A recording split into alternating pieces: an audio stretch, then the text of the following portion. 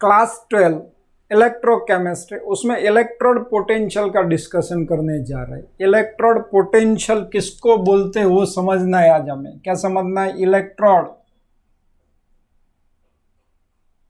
Potential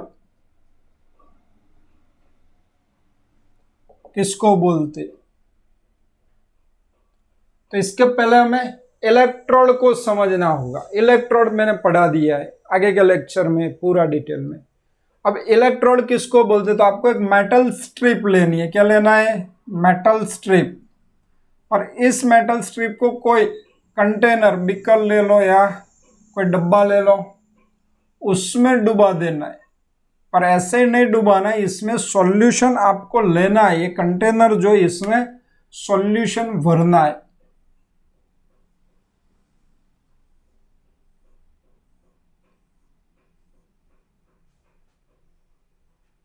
तो electrode potential की definition क्या थी? तो metal strip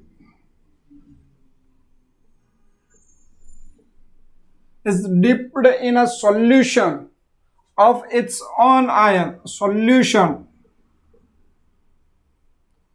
of its own ions is called electrode।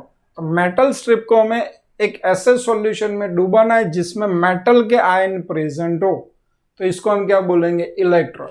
जैसे मैंने मेटल स्ट्रिप ले ली तो यहां पे मैं जिंक ले सकता हूं, मेटल, कॉपर ले सकता हूं, एल्यूमिनियम ले सकता हूं, मैग्नीशियम, कोई भी। तो इस सभी को हम सिंबलाइज करें भाई एम मेटल है, एम मेटल स्ट्रिप इसमें डुबाई हुई है।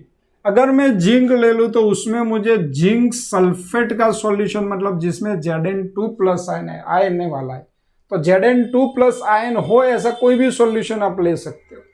कॉपर ले लूं तो Cu2 प्लस आयन हो ऐसा। एल्यूमिनियम ले लो तो एल्यूमिनियम का चार्ज है Al+3, एल्यूमिनियम सल्फेट आप ले सकते हो। मैग्नीशियम तो Mg+2, मतलब ये सभी को मैं कॉमनली M+N आयन बोलूंगा। तो सॉल्यूशन ऐसा है जिसमें M+N आयन प्रेजेंट है। कोई भी आयन हो सकता है मेटल का, जो मेटल ले ले उसका आयन होना चाहिए। तो इसको हम क्या बोलेंगे? इलेक्ट्रोड बोलेंगे। क्या बोलेंगे? इलेक्ट्रोड बोलेंगे। अब इलेक्ट्रोड हो गए, पोटेंशियल क्या है?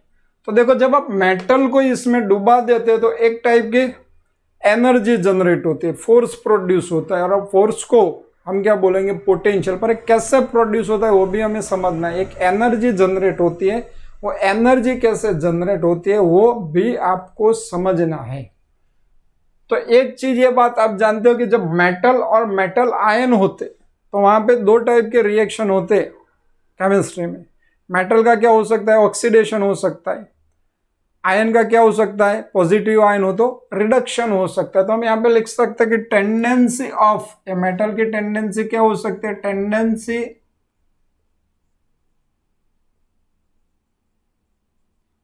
Of oxidation.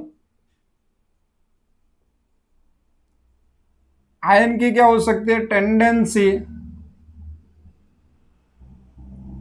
Of reduction. अब जब दोनों को कांटेक्ट में लाओ तो दोनों पॉसिबिलिटी हो सकती है। तो मेटल का ऑक्सीडेशन हो सकता है, आयन का रिडक्शन हो सकता है। आयन का क्या हो सकता है? रिडक्शन हो सकता है। तब इसमें भी कंपैरिजन, कंपटीशन हो सकती है। कभी कभी मेटल फास्ट ऑक्सीडाइज होगा किसके? आयन से comparatively.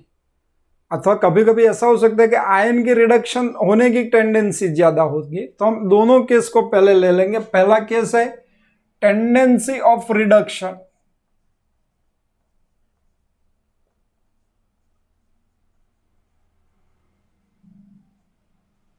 Sorry tendency of oxidation लिखते हैं पहले।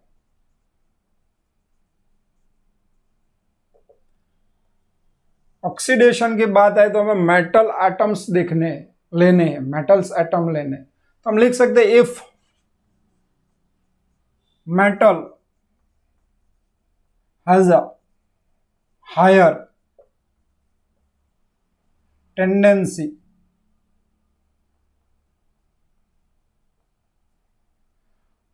of higher tendency to get oxidise,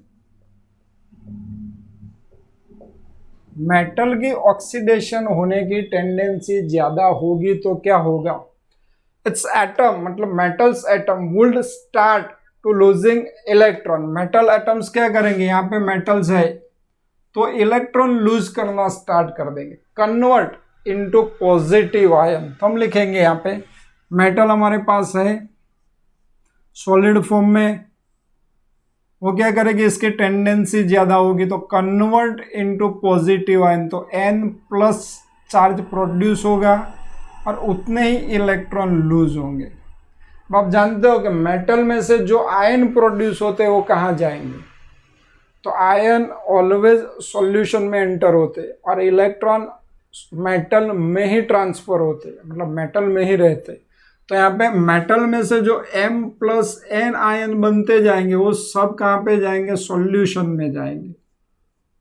हम लिखेंगे इन सॉल्यूशन,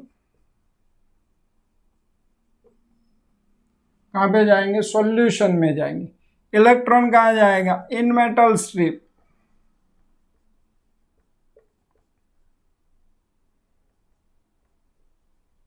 ये सॉल्यूशन में जाएंगे, ये मेटल स्ट्रिप में जाएंगे। देखो रिएक्शन तो होता रहेगा, चलता रहेगा, मेटल में से मेटल आयन बनते रहेंगे, अंदर जाते रहेंगे, तो इलेक्ट्रॉन सॉल्यूशन में से अरे मेटल एटम में से निकल के मेटल स्ट्रिप पे डिपॉजिट होते जाएंगे। नंबर ऑफ इलेक्ट्रॉन प्रोड्यूस, यहाँ पे क्या होगा, बहुत सारे इलेक्ट्रॉन प्रोड्यूस होंगे। यहाँ पे क्या होगा, सॉल्यूशन में बहुत सारे आयन जाते रहेंगे प्रोड्यूस होके, तो सॉल्यूशन के आयन को एक्सेप्ट करने की टेंडेंसी बहुत कम हो जाती है, तो एक्सेप्ट करना बंद कर सकता है वो। जैसे हम खाना खाते तो एक लिमिट तक खा सकते हैं, इसके ज़्यादा हमारे अंदर खाना नहीं उतरेगा क्योंकि अब हमें सैचुरेटेड पॉइंट आ गया, इसके आगे वो नहीं जा सकता। पर यहाँ पे कंपेरेटिवली मेटल को तो इलेक्ट्रॉन लूज करके मेटल आयन बना नहीं है, तो मेटल तो इलेक्ट्रॉन लूज करना चालू रखेंगे, पर अब इसकी कैपेसिटी नहीं है तो मेटल आयन को वापस भेजेगा, बनेंगे तो सही पर क्या करेगा, वापस भेजेगा। अब ऐसे एक कंडीशन आएगी कि जो पॉजिटिव आयन बनने थे वो बन गए, अब इससे ज्यादा पॉजिटिव आयन बनेंगे तो ये रिवर्स रिएक्शन होगा और मेटल एटम में कन्वर्ट होगा। तो यहाँ पे इस कंडीशन में क्या होता है, तो इक्विलिब्रियम एस्टेब्लिश होता है, तो equilibrium establish,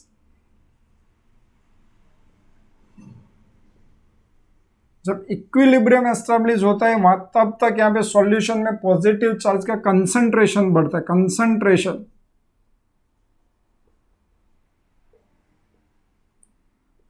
of M plus N ions increase in solution, solution में इसका कंसंट्रेशन बढ़ जाता है उसी टाइम पे यहाँ पे, क्योंकि जितने M plus N आयन बनेंगे, जितने M plus N आयन बनेंगे उतने ही इलेक्ट्रॉन यहाँ पे डिपॉजिट होंगे मेटल स्ट्रिप पे, तो number of electron increase on metal strip, number of electron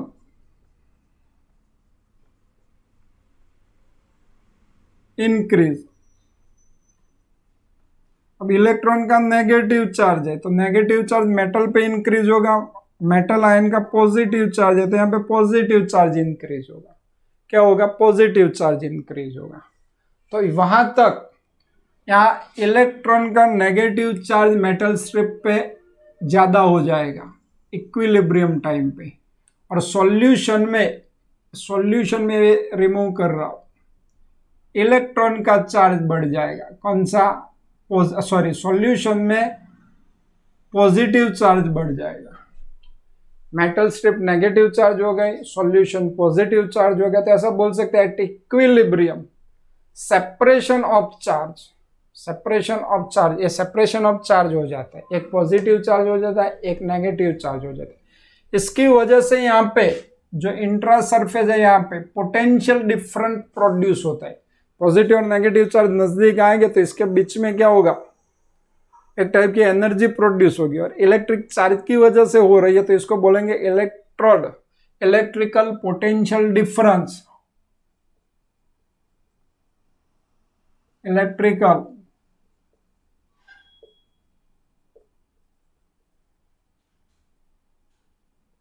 और ये जो इलेक्ट्रिकल पोटेंशियल डिफरेंस प्रोड्यूस होगा उसी को ही इलेक्ट्रोड पोटेंशियल बोलते हैं। तो हम लिखेंगे इलेक्ट्रोड पोटेंशियल की डेफिनेशन। तो the potential difference between the metal and metal ions, the potential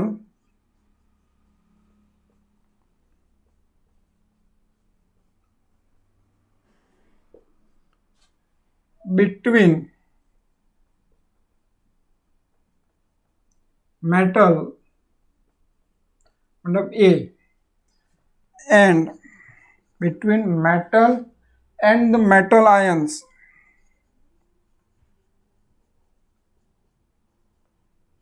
in which electrode dip is called electrode potential। इसी को इलेक्ट्रोड पोटेंशियल बोलते हैं। तो इसका सिंबल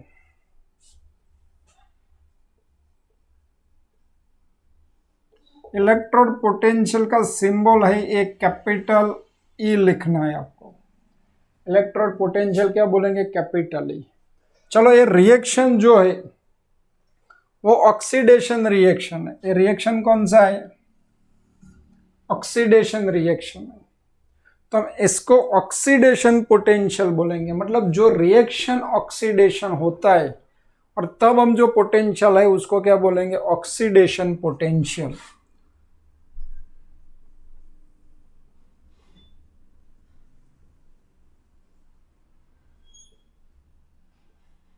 सिंबल है इसका ई oxidation.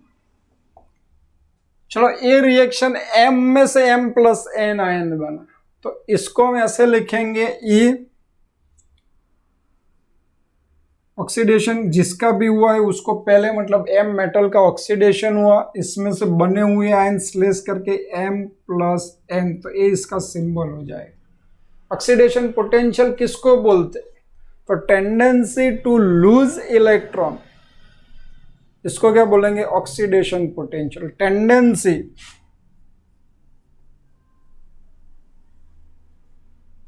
of an electrode to lose electron, तो इसी को ही हम क्या बोलेंगे? Oxidation potential. Tendency of an electrode to lose electron is called oxidation potential. अब देखो एक एग्जांपल ले रहा है कि सपोज मैंने ये जिंक मेटल ली थी, तो जिंक में से क्या बना? Zn2 प्लस और 2 इलेक्ट्रॉन रिलीज हो गए। तो इसका मुझे सिंबल लिखना हो तो मैं क्या लिखूंगा? ई पहले Zn, इसके बाद स्लेस Zn2 प्लस, तो ये हुआ जिंक का ऑक्सीडेशन पोटेंशियल का सिंबल। ऐसे हमें रिडक्शन पोटेंशियल पढ़ना है। तो अब देखते हैं रिडक्शन पोटेंशियल। पढ़ रहे हम electrode potential.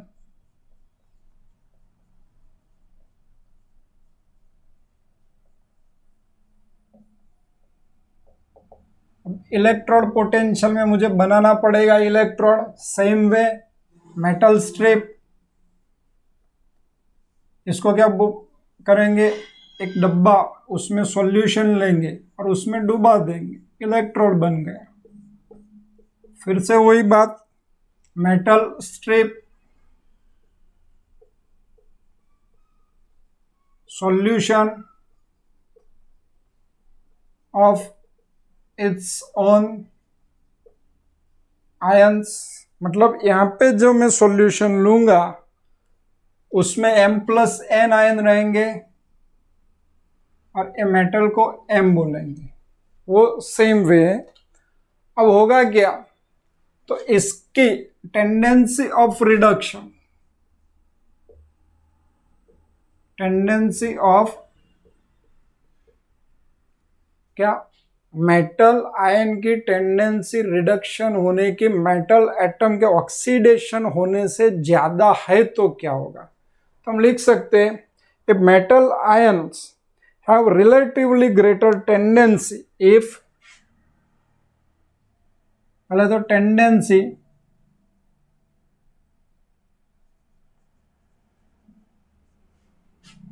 Of reduction,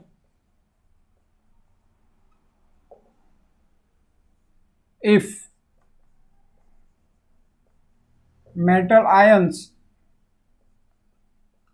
have relatively greater tendency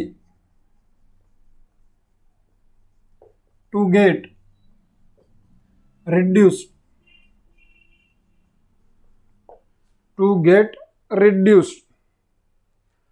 तो क्या होगा। तो same way M+N metal ions from solution कहाँ जाएंगे, मेटल स्ट्रिप पे जाएंगे। स्ट्रिप को बड़ी कर दो।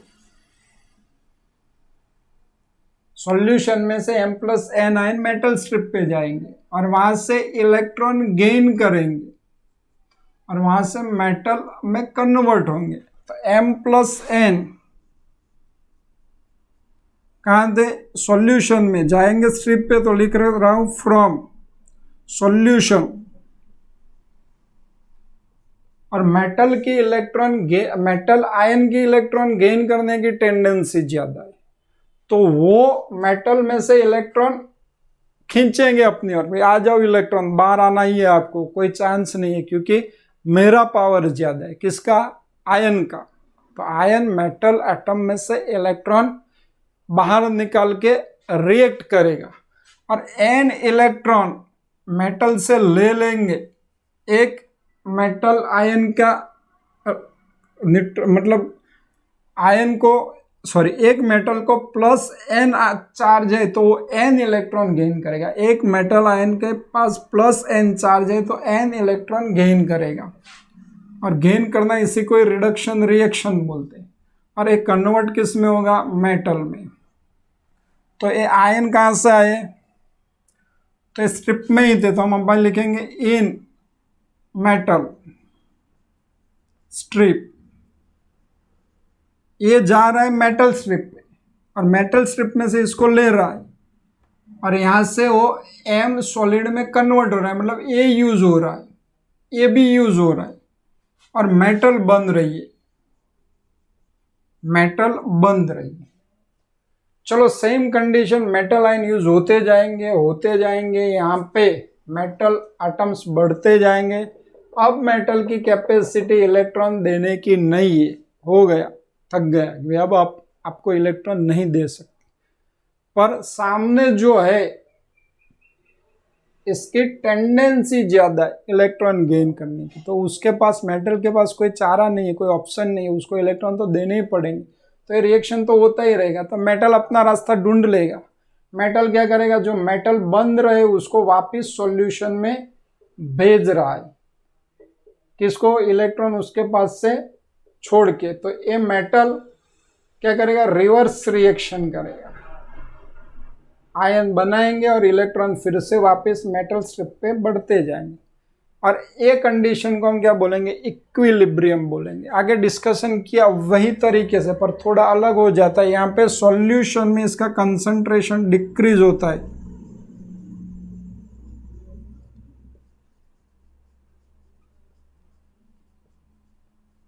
सॉल्यूशन हम सपोज M और X ले रहे, इसका कंसंट्रेशन डिक्रीज हो रहा है, तो X माइनस का क्या होगा, इंक्रीज होगा। क्या होगा, इंक्रीज होगा, तो सॉल्यूशन नेगेटिव चार्ज डेवलप करेगा। अब मेटल इलेक्ट्रॉन दे रहा है, तो मेटल के पास और कोई चारा नहीं है, वो कौन सा चार्ज डेवलप करेगा, पॉजिटिव चार्ज। तो यहाँ पे रिवर्स हो जाएगा, मेटल के पास पॉजिटिव चार्ज रहेंगे सॉल्यूशन में नेगेटिव चार्ज रहेगा। फिर भी सेम वे दोनों के पास at equilibrium separation of charge होता क्या है, सेपरेशन ऑफ चार्ज, और उसी की वजह से ऑपोजिट चार्ज के जो नजदीक होने की वजह से एनर्जी प्रोड्यूस होती है। हम बोलते हैं इलेक्ट्रिकल पोटेंशियल डिफरेंस प्रोड्यूस होता है। क्या होता है,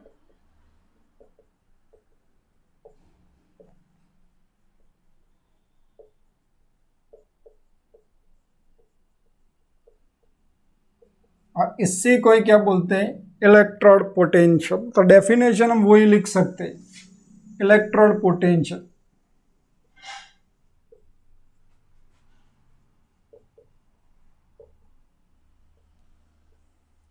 the difference, electrical potential difference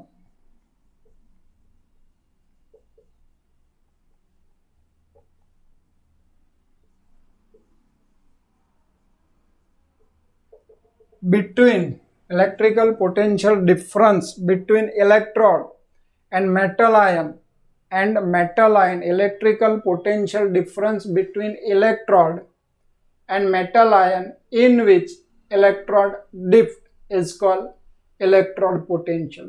अब ये रिएक्शन है रिडक्शन रिएक्शन,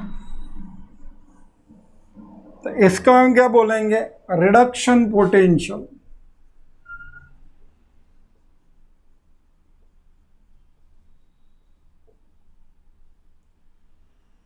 इसका सिंबल इलेक्ट्रोड पोटेंशियल को हम ई लिखते, रिडक्शन पोटेंशियल को क्या लिखेंगे, ई रिडक्शन। सिंबल दूसरा क्या है, तो m प्लस एन। देखो रिएक्शन किसने किया, m प्लस एन ने, बना गया m, तो हमें दूसरे तरीके से लिखना हो तो E m plus N and m, तो ये रिडक्शन पोटेंशियल का सिंबल हो गए। स्पेसिफिक ऐसे लिख सकते हैं, ऑक्सीडेशन पोटेंशियल में याद करो क्या करते थे, मेटल पहले लिखते थे, आयन बाद में लिख रहे थे, क्योंकि मेटल में से आयन बन रहा था, ऑक्सीडेशन रिएक्शन था ना। रिडक्शन पोटेंशियल में क्या लिखेंगे, पहले आयन लिखेंगे, क्योंकि रिडक्शन रिएक्शन होता है तो यहाँ पे पॉजिटिव आयन इलेक्ट्रॉन गेन करता है, तो यहाँ पे आयन बाद में मेटल। तो डेफिनेशन क्या होगी, टेंडेंसी क्या होगी, tendency to gain electrons, electron gain करने की टेंडेंसी को हम रिडक्शन पोटेंशियल बोलते हैं। अब सपोज मैंने जिंक आयन ले लिया, वो 2 इलेक्ट्रॉन गेन कर रहा है, इक्विलिब्रियम एस्टैब्लिश हो रहा है, अब Zn सॉलिड बन रहा है, तो इसका सिंबल क्या लिखूंगा, E Zn2 प्लस और Zn, तो ये इसका सिंबल हो। तो oxidation potential and reduction potential हम ऐसे समझ सकते हैं, दोनों को ही इलेक्ट्रोड पोटेंशियल बोलते हैं। चलो हम इलेक्ट्रोड पोटेंशियल का डिस्कशन किया, अब standard electrode potential, standard electrode potential, इसकी बात करनी है। हमें स्टैंडर्ड इलेक्ट्रोड जानते हैं, स्टैंडर्ड इलेक्ट्रोड किसको बोलते हैं, अगर इलेक्ट्रोड में जो आयन है, कंसंट्रेशन ऑफ आयन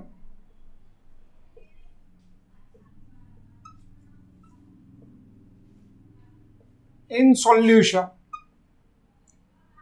1 मोलर हो, जो हम इलेक्ट्रोड में सॉल्यूशन ले रहे हैं उसमें आयन का कंसंट्रेशन 1 मोलर हो, टेम्परेचर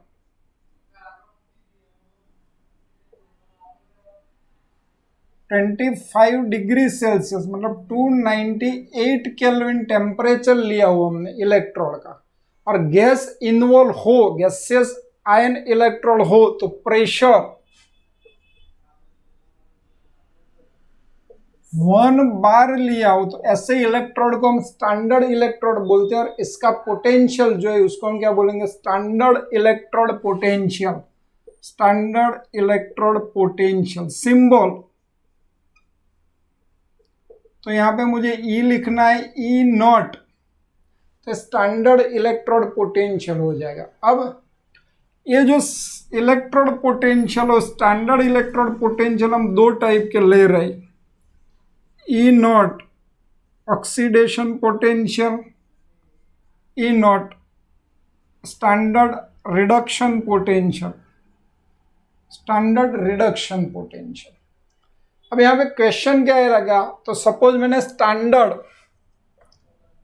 इलेक्ट्रोड पोटेंशियल, अभी मैं खाली लिख रहा हूं standard electrode potential of zinc, दो व्यक्ति ने उसका मेजर किया तो एक का 0.76 वोल्ट आए। इलेक्ट्रोड पोटेंशियल को हम वोल्ट में मेजर करते, ये था मनन।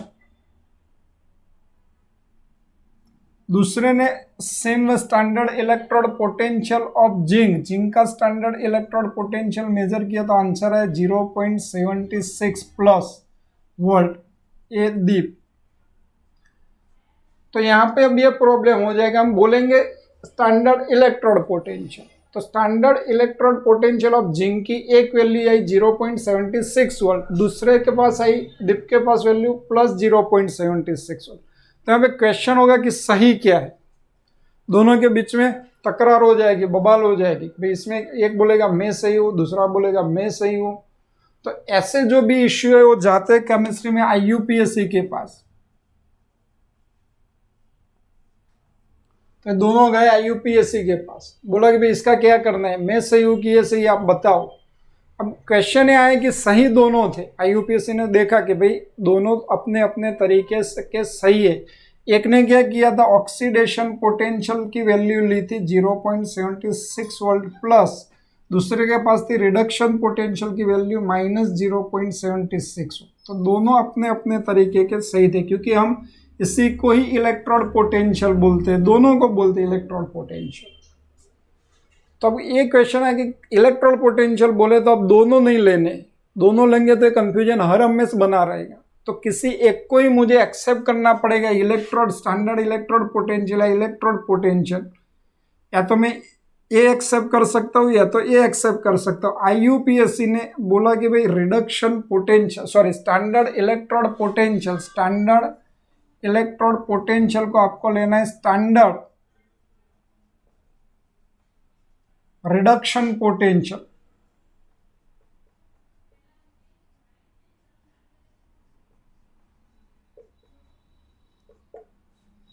हर हमें से याद रखना है, कभी भी अब कोई भी बोले, यहां तक इश्यू था क्या लेना है, जब IUPAC के पास चले गए तो ये प्रॉब्लम सोल्व हो गया। IUPAC ने बताया कि जब भी आपको रिडक्शन इलेक्ट्रोड पोटेंशियल बोले तो आपको रिडक्शन पोटेंशियल ही ध्यान में रखना है। जैसे स्टैंडर्ड इलेक्ट्रोड पोटेंशियल बोले तो उसको आपको लेना है स्टैंडर्ड रिडक्शन पोटेंशियल, वही चीज दिमाग में आनी चाहिए। मतलब जब अब मैं इलेक्ट्रोड पोटेंशियल बोलूं, ये दोनों का इश्यू हो गया है तो स्टैंडर्ड इलेक्ट्रोड पोटेंशियल, तो मुझे यही एक्सेप्ट करना है, ये स्टैंडर्ड इलेक्ट्रोड पोटेंशियल की तरह नहीं लेना है। दोनों सही है, पर रिडक्शन पोटेंशियल को फिर से रिडक्शन पोटेंशियल को हमें स्टैंडर्ड